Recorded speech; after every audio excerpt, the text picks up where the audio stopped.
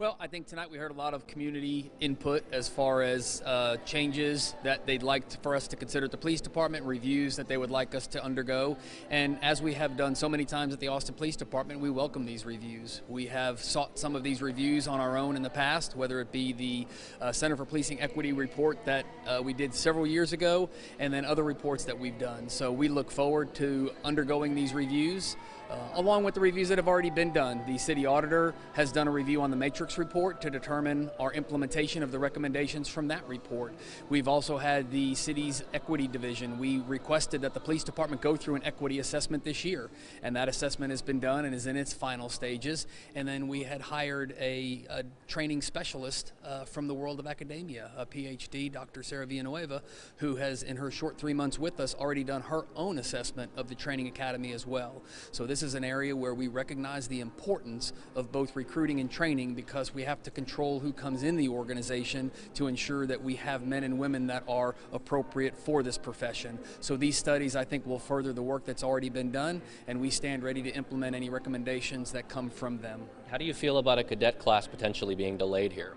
Well, we talked a lot in this community about the needs for police officers. We know that we are approaching 170 vacancies in the police department right now, and that is a concern for us. However, it's also a concern of things that are going on at the department and the need to have these reviews so that we ensure that we maintain the community's confidence. So we will do everything that we can do to meet these milestones in the timeline that's prescribed so that we can maintain that June cadet class by meeting the milestones in this resolution. So if it does get delayed, though, is that ultimately a good thing or a bad thing for the department and the safety of the city? Well, again, obviously we were planning on having that class because we need those officers. So that is why we will work as hard as we can to ensure that we get the work done to be able to seat that class in June.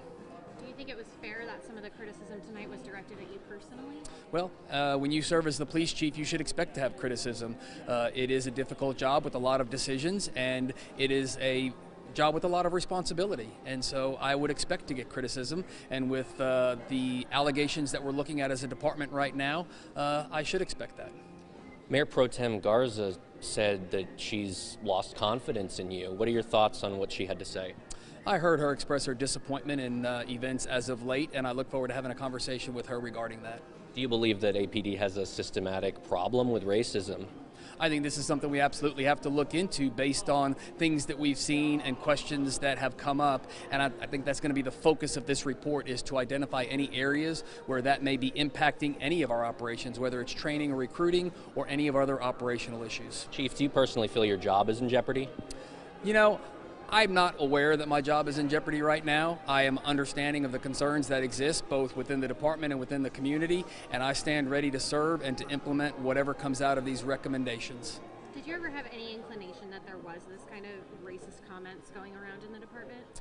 No, I did not, and that's the reason why we're undergoing this independent investigation right now, and that will be the purpose of that investigation. You're talking about these alleged comments. Do you have any comment to make about the anonymous complaint filed with the Office of Police Oversight against Assistant Chief Jennifer Stevenson, in which she supposedly told the detective, maybe now more of your people, as in Hispanics, can get a job since college is no longer a requirement? I'm aware of that anonymous complaint, and it has been forwarded to the appropriate channels. Anything else you want to say that maybe we haven't asked so far? No, I think that's it. Chief, your thoughts real quick on the cadets, what they had to say. Did that surprise you? No, we were aware of those complaints. They actually brought those forward back when they left the Cadet Academy training, and there was a response provided. That incident was looked into along with the city's legal department. Thank you very much. Thank you.